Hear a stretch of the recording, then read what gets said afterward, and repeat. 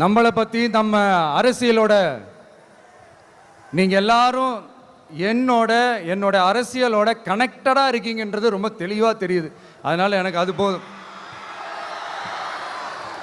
அதனால தான் எதிரிகள் யாருன்னு சொல்லிட்டு களத்துக்கு வந்திருக்கிறோம். அதனால் அவங்கள மட்டும்தான் எதிர்ப்போம். அதுவும் அந்த எதிரிகள் யாரு இப்போ இங்க 2026 சட்டமன்ற தேர்தலில் களத்தில் இருக்கிறாங்களோ அவங்கள மட்டும்தான் எதிர்ப்போம். சும்மா களத்திலே இல்லாதவங்களையும்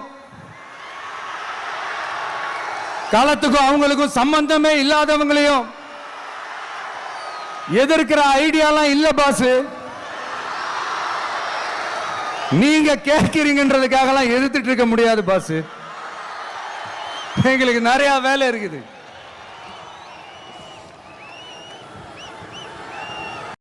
நம்மளை பத்தி நம்ம அரசியலோட